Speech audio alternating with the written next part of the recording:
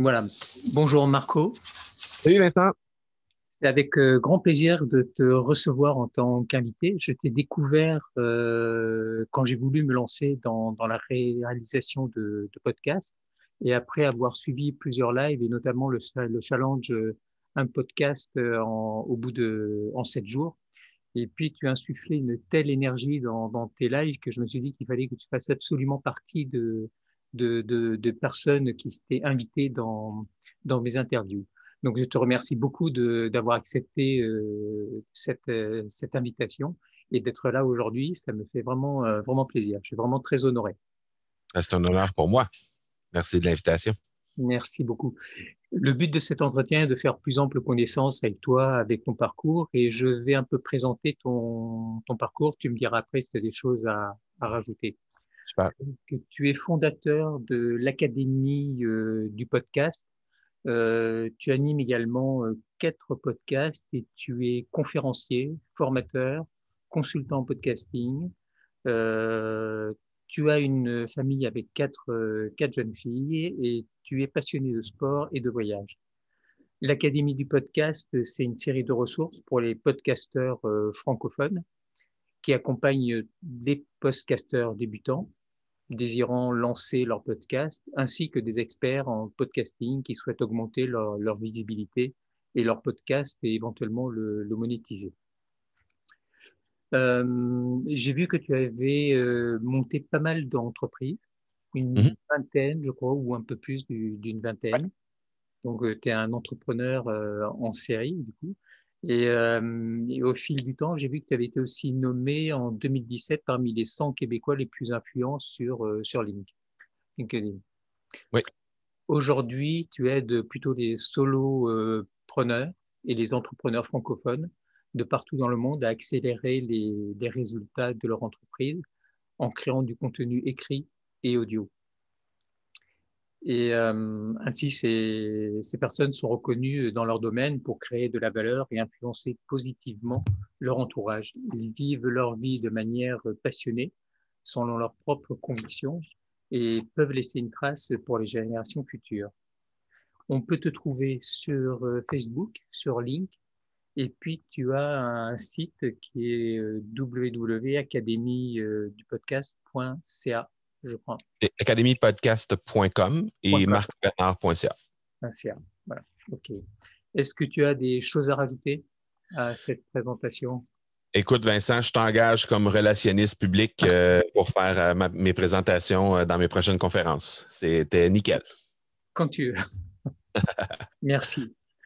Pour les gens qui sont novices, est-ce que tu peux définir ce qu'est un podcast et puis où on peut les trouver et comment ça se passe? Ouais, ben oui, parce que je pense que c'est une question qui est très, très à propos parce qu'effectivement, il y a beaucoup de gens qui mélangent un peu ce que c'est qu'un podcast réellement. Donc, un podcast, c'est une pièce audio qui est disponible sur demande via le web et une série de plateformes d'écoute comme par exemple Apple Podcasts, Spotify, Google Podcasts, pour ne nommer que celle-ci, parce qu'il y en a plusieurs dizaines, mais disons les plus connus sont les trois que j'ai nommés. Et donc, les pièces sont disponibles sur demande directement à partir de ces plateformes-là. D'accord. Et les podcasts, en fait, ce sont des choses qui sont créées en amont par des gens qui sont podcasteurs, donc qui écrivent leur série et qui après les mettent sur les plateformes. C'est ça?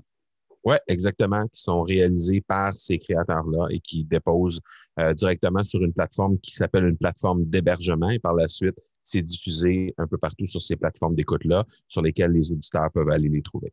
D'accord. Et en fait, il y a on peut trouver tous les thèmes possibles et imaginables sur les podcasts. Oui, D'accord. en fait, on a juste à aller jeter un coup d'œil sur Apple Podcast étant la plus populaire encore à ce jour, mais les deux autres, là, Spotify et Google Podcast, spécialement pour les univers Android, c'est deux plateformes qui sont très, très, très populaires. Apple Podcast, évidemment, très populaire pour l'environnement Apple, mais aussi pour l'ensemble des utilisateurs, des auditeurs, en fait, de podcasts. Donc, on a juste à aller faire une recherche rapide sur des thématiques ou sur par exemple, des vedettes ou peu importe le sujet qu'on voudrait trouver, on va trouver assurément une multitude de podcasts qui vont traiter du sujet qu'on cherche. Ok, très bien. Merci beaucoup pour cet éclaircissement. J'ai vu que tu avais créé plusieurs entreprises, donc tu es un entrepreneur avec plus d'une vingtaine d'entreprises créées. Et où vas-tu chercher cette énergie pour rebondir, pour repartir et redévelopper à chaque fois?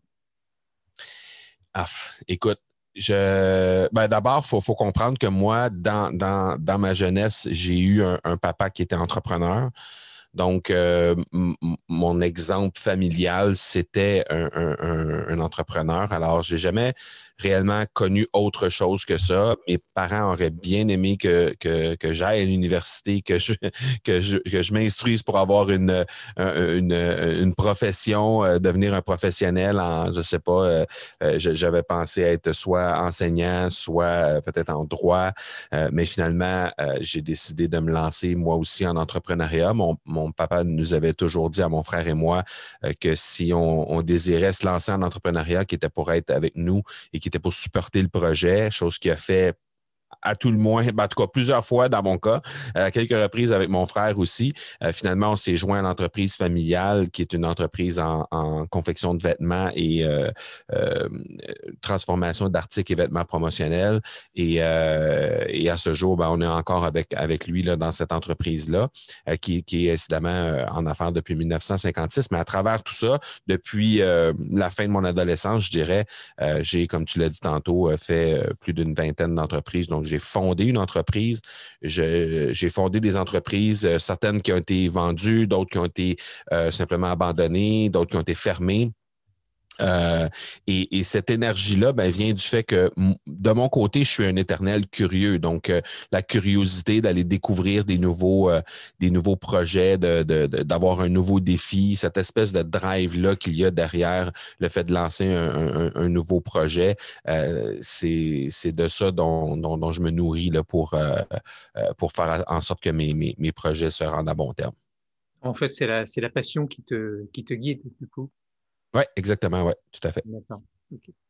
Et puis, du coup, comment devient-on leader dans le domaine du podcast? Est-ce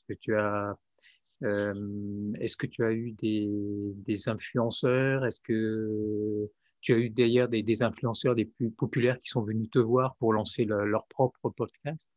Euh, Comment ça se passe? Un jour, il y a un déclic qui se fait et puis on se rend compte qu'on devient euh, peut-être un incontournable dans le podcast parce que les gens connus viennent te voir pour lancer leur propre podcast. Oui, écoute, moi d'abord, ça a commencé au début des années 2010, en fait, je pense en 2013 pour être plus précis. À ce moment-là, j'avais rencontré un copain à moi.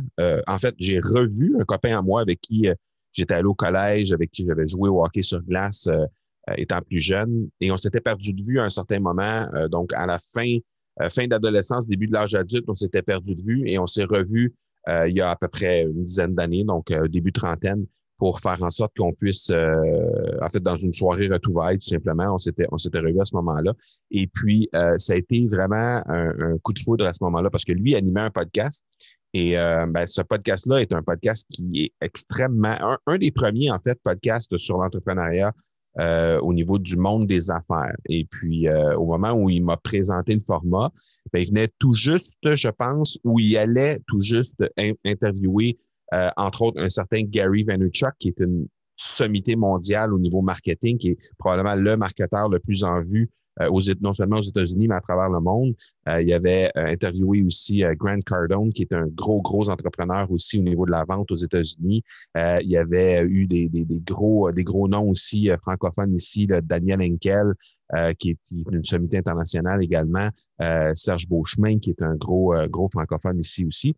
Et puis, tout ça à l'intérieur des 40 premiers épisodes. Donc, pour moi, de savoir que je connaissais un animateur qui habitait tout près de chez moi, qui n'était pas quelqu'un qui était à la télé, qui n'était pas quelqu'un qui avait un gros background nécessairement, qui pouvait avoir des gros noms comme ça sur son show. Je trouvais ça vraiment passionnant et vraiment excitant. Donc, c'est ce qui m'a poussé à moi-même lancer mon propre podcast. Donc, j'ai lancé mon podcast en 2014. Ça n'a pas bien été. J'ai abandonné le projet. 2015, j'ai abandonné tout ça. Et j'ai repris le dossier podcast, en fait, à la fin de 2016 pour finalement lancer l'accélérateur le 30 mai 2017. Donc, ça, c'est mon podcast phare, l'accélérateur. J'en suis à 304 ou 305 épisodes au moment où on se parle. Et puis, donc, sur ce podcast-là, j'ai reçu une foule de gros noms également. Et c'est ce qui a fait à un certain moment que j'ai organisé un sommet virtuel. Ce sommet virtuel-là basé, en fait, en invitant des gens qui avaient été invités sur mon podcast, qui étaient venus participer sur mon podcast. Et en animant ce sommet virtuel-là, j'ai eu mon premier contrat, quelqu'un qui m'a contacté, qui était sur le sommet virtuel, qui m'a contacté, qui m'a dit « Marco, moi, j'aimerais ça faire de la business avec toi. Je ne vois pas nulle part sur ton site Internet ou nulle part ailleurs où je peux faire de la business avec toi parce qu'à la base, quand j'ai lancé mon podcast, c'était vraiment simplement pour partager mes connaissances, pour communiquer sur le sujet et aussi pour rencontrer des gens comme mon ami Dominique avait réussi à faire. Et finalement, j'ai décidé de lancer, j'ai décidé de dire oui à son projet qu'il voulait que je fasse avec lui, ce type-là. Et donc, c'est un premier contrat qui était issu directement de mon podcast. Et là, à ce moment-là, j'ai compris qu'il y avait vraiment quelque chose derrière ça. Il faut savoir qu'en 2018, là, il n'y avait pas énormément de podcasts francophones encore. Il n'y avait pas énormément de podcasts à travers le monde tout court. On était à peine 500 000 podcasts à ce moment-là. Et puis, donc, j'ai décidé de mettre les bouchées doubles pour lancer ce qui s'appelle aujourd'hui l'Académie du podcast.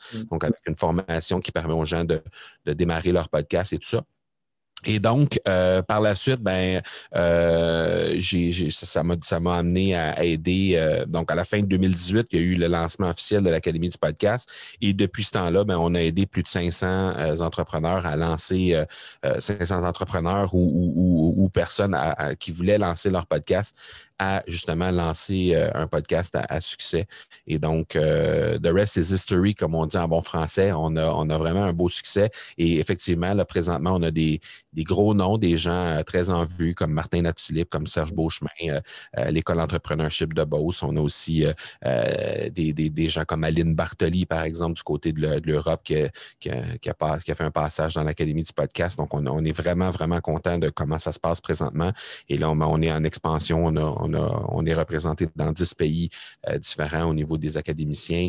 On a aussi une équipe là, qui est en train de se greffer dans l'Académie du podcast pour faire en sorte qu'on est en mesure de servir tous ces gens-là. Donc, bref, c'est une belle réussite jusqu'à maintenant. D'accord.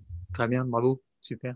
Okay. Est-ce que tu as eu des personnes, tu as dit que tu avais un ami qui t'avait donné l'envie, mais est-ce que tu as eu d'autres influenceurs qui ont qui t'ont aidé ou qui t'ont inspiré dans le développement que tu as eu? Comme tu l'as dit tantôt, Vincent, toi, tu as décidé de faire le saut dans l'Académie du podcast pour lancer ton propre podcast. Je pense que tu as compris rapidement que la communauté de podcasting, c'est une communauté qui est tissée serrée. Tu sais, c'est des gens qui sont toujours prêts à aider les autres, qui sont très avenants envers les autres podcasteurs, des gens extrêmement généreux aussi de leur temps et de partager tout ce qu'ils connaissent. Donc, bref, c'est comme ça à travers la communauté complète de podcasteurs. Donc, j'ai eu la chance de rencontrer des très gros noms dans le monde du podcast aux États-Unis, entre autres. J'ai eu la chance d'aller prendre un repas avec Pat Flynn, qui est un des gros podcasteurs aux États-Unis, avec John Lee Dumas aussi, j'ai eu la chance de discuter à plusieurs reprises avec Cliff Ravenscraft. Cliff, c'est comme le parrain du podcasting aux États-Unis. C'est celui qui a formé 40% du top 100 sur iTunes. Donc, on va sur Apple Podcasts présentement, on fait une recherche, les podcasts les plus populaires, on va avoir 40 des 100 premiers qui ont été formés par Cliff Ravenscraft. Donc, j'ai eu la chance de discuter à plusieurs reprises avec ces gens-là. J'ai reçu ces gens-là sur mon podcast. Même chose avec le directeur de Google Podcast, qui est Zach Renaud-Vedin, qui est le directeur de tout le département de Google au niveau de Google Podcast. Donc, ces gens-là font partie de mon réseau. C'est super intéressant. C'est des gens qui m'ont inspiré. C'est des gens qui ont un gros mot à dire sur le monde du podcasting en général. Même chose du côté de Dave Jackson, qui est un Hall of Famer, comme on dit, un membre du temple de la renommée américain du podcast, avec qui j'ai eu la chance de discuter à quelques reprises également. Donc, bref, mais c'est tout ça pour dire que c'est une belle communauté qui est tissée serrée et qui fait en sorte que les gens qui sont dans ce domaine-là sont extrêmement disponibles, extrêmement généreux. Donc, c'est un peu plus facile. Ben, je dirais, oui, c'est plus facile en général de contacter des gens qui, entre podcasteurs, là, j'entends, c'est plus facile de se contacter, d'avoir des coups de pouce là, de ce côté-là. Donc, bref, j'ai eu la chance de rencontrer plusieurs grands noms, plusieurs grandes personnes comme ça. Ouais. D'accord. Tu veux dire qu'entre les podcasteurs, il y aurait une sorte de, comme une communauté en fait, et que les échanges seraient faciles et, euh, et que les aides, en fait, les conseils sont facilement donnés et s'échangent facilement. Ouais, ben, c'est sûr que Plus que dans d'autres communautés par oui, avant. les gens sont plus généreux. Les gens sont plus généreux tu sais, en général. Sauf que ce que je veux dire, c'est que quand on a la chance de croiser ces gens-là, quand on a la chance de d'avoir un contact avec les gens qui ont quand même des gros podcasts et tout ça. En général, les gens vont être disponibles, vont se rendre disponibles. Quand on a une question précise, vont être disponibles. J'ai eu la chance, comme j'ai dit tantôt, de déjeuner avec Pat Flynn, de souper avec John Lee Dumas. Pat Flynn, j'étais immédiatement à côté de son fils, qui venait tout juste de lancer un podcast avec son père. On a eu des belles échanges par rapport à ça, au niveau de ce que c'est que d'animer un podcast avec son fils, que je pense qu'il avait 8 ans à l'époque. Donc, c'était vraiment, c'était un bel échange qu'on a eu avec Pat et avec Keone, qui est son fils. Et donc, et c'était complètement, c'était très généreux de leur part, bref, il y a moyen d'avoir des liens avec ces gens-là, même si c'est des gens qui ont des millions d'auditeurs à chaque mois. Il y a moyen d'avoir des liens très intéressants avec ces gens-là. Mhm. D'accord, très bien. Est-ce que toi, du coup, tu as lancé, tu dis que tu as déjeuné et qu'il avait lancé son fils qui a 8 ans. Est-ce que toi, tu as fait intervenir tes enfants? Est-ce que tu les pousses à faire des podcasts ou, ou à t'accompagner dans la création? En fait, c'est une bonne question, puis je trouve ça intéressant que tu apportes ça.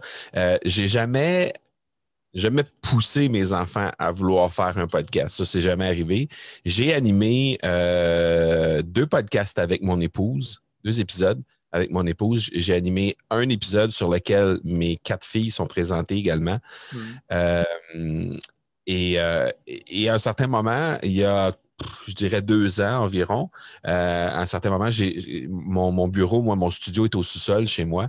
Et j'ai descendu l'escalier. Et puis, il y avait ma jeune Raphaël, ma deuxième plus jeune, en fait, qui avait à l'époque 6 ans, qui était assise au bureau, donc exactement dans la même situation où je me trouve présentement, Mhm. avec les écouteurs sur les oreilles et qui est en train d'animer son épisode de podcast sans qu'il y ait évidemment d'enregistrement qui se fasse ou quoi que ce soit, mais était juste assise au poste et en train d'animer un épisode de podcast. Donc, c'était très rigolo de savoir que, ben, éventuellement, peut-être qu'il y aura une ou des filles qui vont suivre les traces de papa et qui vont animer leur propre podcast. C'est pas impossible, effectivement. Ouais. Ça devait être une belle surprise de voir ça.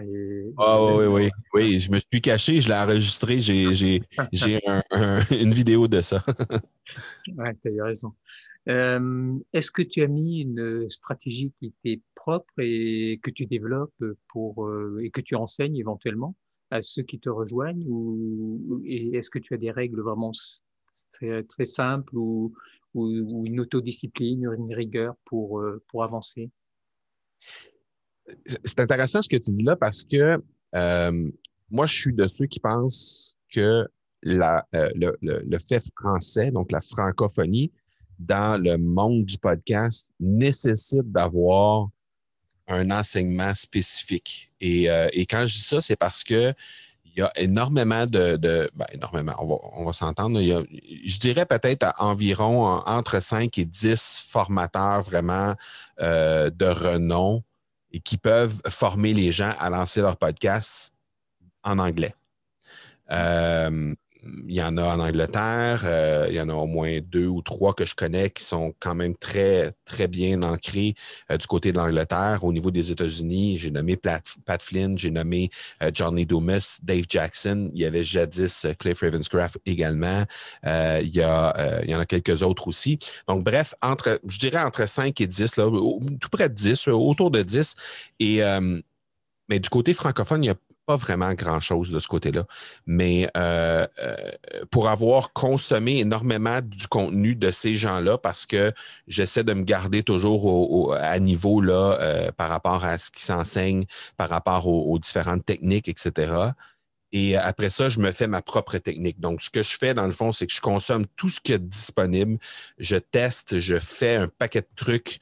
J'essaie un paquet de choses. Évidemment, on ne peut pas tout tester puis on ne peut pas tout essayer parce qu'il y a vraiment beaucoup de possibilités dans le monde du podcast. Mais j'essaie de me faire une tête basée sur comment c'est enseigné ailleurs, quels sont les tests, comment ça finalement, quel genre de résultats ça a donné, etc. Mais après ça, je me fais un point d'honneur d'adapter ça au fait français. Parce qu'on a plein de réalités. Tu sais, on a juste à penser, c'est très, très simple, mais juste à penser au tu ou au vous. En anglais, c'est une question qui ne se pose pas. C'est you, c'est tout. De notre côté, il y a le tu, il y a le vous. Et il y a le vous en tant que groupe, mais il y a le vous en tant que personne à qui on va donner une marque de respect. Donc, ça, c'est des questionnements qui n'ont pas à se faire du côté anglophone.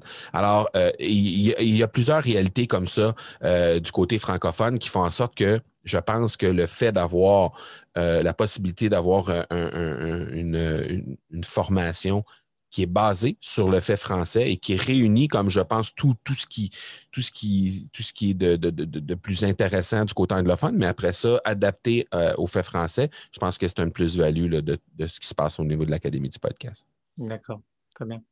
Et d'être arrivé au stade où tu en es aujourd'hui, est-ce que tu t'es fixé d'autres objectifs ou tu as un rêve à réaliser pour aller encore plus loin?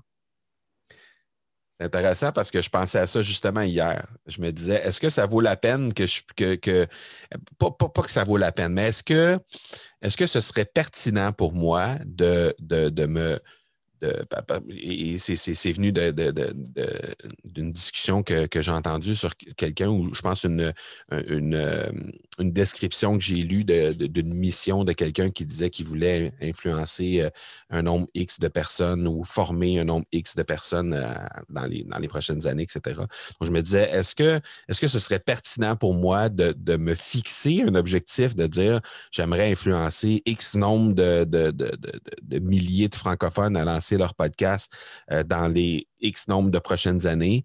Et puis, je n'ai pas nécessairement de chiffres en tête. Il y a une chose qui est sûre, c'est que moi, de mon côté, je tiens à être la sommité francophone à travers le monde au niveau du podcasting. Maintenant, à partir de ça, est-ce que ça passe par le fait d'aider un nombre X ou est-ce que ça passe simplement par le fait d'être constamment présent auprès de ma communauté, peu importe la grosseur de la communauté. Donc, présentement, on a aidé plus de 500 personnes. Donc, j'essaie d'être le plus présent possible au niveau de cette communauté-là, faire en sorte que ces gens-là avancent, lancent leur podcast, obtiennent des succès. Donc, ça, pour moi, c'est encore bien plus important que le nombre de personnes qui sont dans la communauté au moment où on se parle. Et je me fais un point d'honneur de toute façon dans chaque décision qu'on prend dans l'entreprise, de m'assurer d'être présent pour continuer d'avancer, de permettre à ces gens-là de continuer d'avancer et de faire en sorte aussi qu'à chaque membre de l'équipe qu'on ajoute, que ce soit une plus-value justement pour ces gens-là qui sont au sein de la communauté. Donc, mais je trouve ça pertinent et ça va probablement me pousser à approfondir cette question-là dans les prochaines semaines. Les jours qui viennent, ok. Et quand tu te retournes sur ce que tu as bâti, est-ce qu'il y a quelque chose que tu aurais aimé faire différemment?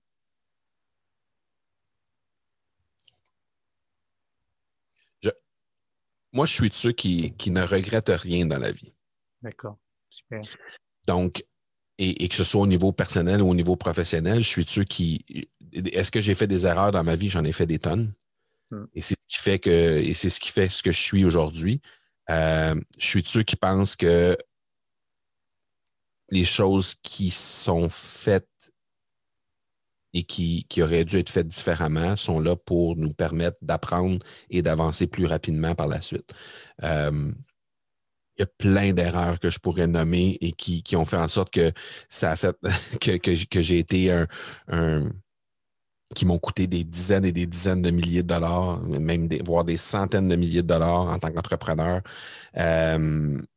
Mais ça fait l'entrepreneur que je suis aujourd'hui. Si je n'avais pas fait ces erreurs-là, de un, je ne serais pas un entrepreneur aussi complet aujourd'hui, d'une part, et j'en aurais probablement fait d'autres qui auraient peut-être coûté encore plus cher. Donc, en bout de ligne, et quand je dis plus cher, ce n'est pas nécessairement en termes monétaires, mais plus en termes d'impact. Tu sais, j'ai eu la chance, entre guillemets, de ne pas avoir à faire de faillite dans ma vie. Donc, ça, pour moi, c'est un point que je me dis à un certain moment, j'ai su tirer les ficelles de la bonne façon pour pas me rendre jusque-là, même s'il y a eu des échecs, il y a eu des trucs qui ont fait en sorte que, à certains moments, on a flirté avec les faillites ou des trucs du genre. Mais en bout de ligne, je pense que c'est nécessaire de faire des erreurs, c'est nécessaire de se tromper, c'est nécessaire de faire des trucs pour faire en sorte qu'à un certain moment, on continue d'avancer, on devient meilleur en bout de ligne. D'accord. Est-ce que tu as l'impression d'avoir une mission de vie? Parce que dans la présentation, il y a un moment où tu dis de la vivre passionnément et puis de vouloir laisser une trace pour les générations futures. Est-ce que et ça ressemble un peu à une mission de vie, comme si, et quelle trace tu aimerais laisser, toi, pour les générations? C'est pour ça que je te disais tantôt que ça nécessiterait peut-être d'être revisité parce que ce bout de texte-là que tu as probablement pris quelque part sur un site, sur un de mes sites web ou quelque chose comme Ouais. ça, parce que c'est quelque chose que je me rappelle avoir déjà inscrit à quelque part. Je ne pourrais pas dire où, mais bref, euh, ça a été fait il y a quelque temps déjà et ça mériterait peut-être d'être revisité pour effectivement avoir des trucs un peu plus quantitatifs que qualitatifs. Parce que oui, laisser une trace pour les générations à venir, euh, c'est super joli, mais en même temps, c'est très vaste et très, très flou. Laisser une trace, ça peut vouloir dire n'importe quoi. Donc, ce que j'aimerais nécessairement, c'est de faire en sorte que, parce que le plus beau, la plus belle réussite, en fait, que j'ai jusqu'à maintenant avec l'Académie du podcast, c'est de voir à quel point il y a un effet multiplicateur de bien-être qui est généré avec ce qui est enseigné dans l'Académie du podcast. Et ça me rend particulièrement fier. Et si je peux me permettre de m'expliquer un peu plus là-dessus, c'est que il y a plein d'académiciens qui m'écrivent pour me dire à quel point ils ont réussi à impacter leur propre audience à eux. Donc, ces académiciens-là, par exemple, je peux dire, par exemple, une histoire où il y a une jeune podcasteur au niveau de... On dit podcasteuse, ça existe maintenant. Donc, une jeune podcasteuse au niveau de l'Académie du podcast qui a lancé son podcast en 2019, début 2020, et qui, à un certain moment, a déposé un épisode en ligne. Il y a quelqu'un qui l'a contacté et qui lui a dit écoute, moi, je suis flabbergasté par ce que tu fais avec ton podcast. J'ai écouté l'ensemble de tes épisodes. Je suis convaincu que tu peux m'aider davantage à être plus heureuse dans ma vie. Son podcast est sur le bonheur. Et j'aimerais ça qu'on travaille ensemble. Fais juste me dire, est-ce qu'il y a un programme que tu offres? Est-ce qu'il y a des formations? Est-ce qu'il y a du coaching? Est-ce qu'il y a des consultations qu'on peut faire ensemble? Parce que je suis convaincu que tu peux m'aider. Et ça, c'était demander à quelqu'un qui avait absolument rien à vendre sur son site web. Donc, le fait que la personne revienne vers elle en lui disant tu peux m'aider à être plus heureuse dans ma vie, ben nécessairement, ça a aidé la personne qui anime son podcast Et donc, c'est ce que je veux dire dans l'effet multiplicateur, parce que cette femme-là est probablement plus heureuse aujourd'hui dans sa vie, ce qui amène encore plus de bonheur à ses enfants, à son mari, à son entourage. Et on pourrait aller comme ça encore à quelques degrés supplémentaires. Donc, cet effet-là multiplicateur qui fait en sorte qu'on impacte la vie des gens, mais non seulement des gens qui sont à l'intérieur de l'Académie du podcast, mais tous les gens qui écoutent ces podcasts-là et les gens qui côtoient les gens qui écoutent ces podcasts-là. Donc, bref, c'est vraiment une chaîne de données au suivant qui est absolument incroyable. Donc, ça, c'est quelque chose et que j'avais réellement sous-estimé. En fait, que j'avais même juste pas pensé au moment où j'ai lancé l'Académie du podcast, mais que avec le temps, je me rends compte que c'est réellement là et que l'ensemble des podcasteurs et podcasteuses qui animent un podcast aujourd'hui peuvent dire qu'ils impactent positivement la vie de 10, 20, 72 ou 300 personnes par épisode. Donc, ça, c'est quelque chose dont je suis particulièrement fier. Ouais, ça a l'air, c'est d'être un élément important en fait, parce que les gens peuvent. L'avantage du podcast, c'est qu'ils peuvent l'écouter un peu partout et quand ils veulent, sur des durées plus ou moins courtes, et du coup, il y a un impact qui peut être effectivement très, très important. Ouais. Ouais. Avec le confinement qu'on a eu et la période qu'on traversait, est-ce que toi, tu as vu une évolution dans la consommation et les productions de podcasts? Les gens n'ont jamais n'ont jamais eu aussi soif de s'instruire, d'aller chercher de l'information. Parce que, premièrement, les gens sont en confinement très souvent, sont appelés à être soit en télétravail ou directement à la maison. Donc, ils ont un peu plus de temps pour consommer et ils ont aussi un peu plus de temps pour produire du contenu. Pour les gens qui cherchent des moyens à créer, à obtenir une voix dans leur domaine, à faire en sorte qu'ils vont vraiment avoir une place au soleil dans leur domaine, dans leur champ d'expertise, ben, le podcast, c'est absolument un outil formidable pour être capable de faire ça. Et il y a beaucoup de gens pendant la pandémie qui se sont tournés vers le podcast, justement, parce que soit pour consommer, pour aller chercher de l'information, ou soit pour créer, pour, à leur tour, avoir une voix dans leur domaine. Donc, pour ma part, la pandémie a accéléré D'ailleurs, on a juste à voir avec l'avènement de l'application Clubhouse, qui est une application d'audio strictement, qui a été lancée pendant la pandémie et qui aujourd'hui va chercher 1 million et plus de nouveaux utilisateurs à chaque mois. Donc, l'audio est vraiment, je dirais, le truc, le format de création de contenu qui est en plus grande progression depuis, je dirais, 2018, c'est définitivement l'audio. D'accord. Ouais, je m'étais un peu aperçu de ça parce que quand j'ai commencé à faire les interviews, les gens me disaient, bah ouais, mais c'est de la vidéo. Quand je suis dans ma salle de bain, je peux pas forcément l'entendre ou l'écouter. Ou quand je fais ça, je peux pas regarder. J'entends, mais je vois pas. Enfin voilà. Et du coup, je me suis dit, bah, il y a peut-être effectivement quelque chose à créer et aller un peu plus loin dans ce développement. Enfin, en tout cas pour moi. Euh, il y a eu beaucoup de développement sur de plateformes et une expansion importante pendant cette période-là. Euh, Tu penses que le podcast va avoir un avenir qui va perdurer et une histoire totalement différente des vidéos comme sur YouTube ou d'autres plateformes qui donnent des vidéos? En fait, si l'audio a juste une histoire similaire à l'histoire de YouTube, ça va être absolument formidable parce que présentement, on parle de 150 millions de chaînes Ouais. YouTube et on est à peine à 1 million de podcasts. Donc, on est 150 fois plus petit en termes d'audience, en termes de nombre de podcasts. Donc, si on fait juste avoir la même croissance, ça va être absolument exceptionnel. Et les 10 prochaines années s'annoncent vraiment, vraiment intéressantes. Mais ceci dit, le podcast va toujours avoir sa place parce que c'est une façon de créer du contenu. C'est comme si je comparais ça, par exemple, au blogging. il va toujours y avoir du blogging. Il va toujours avoir des gens qui vont vouloir s'exprimer par l'écrit. Il va toujours y avoir de la vidéo. Est-ce que ce sera toujours sur YouTube? Peut-être pas. Peut-être qu'il y aura une nouvelle plateforme qui va venir prendre la place de YouTube dans 5 ans, dans 10 ans.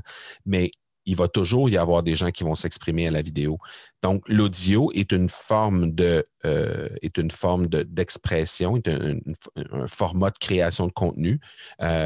Il était moins populaire que le blogging au début des années 2010. À peu près la même chose que la vidéo à ce moment-là. La vidéo a vraiment accéléré, a pris une ascendante vraiment très intéressante dans les années 2010, beaucoup plus forte que l'audio et a même surpassé l'écrit vers la fin, je dirais, le milieu des années 2010, vers la fin des années 2010, ça a surpassé l'écrit.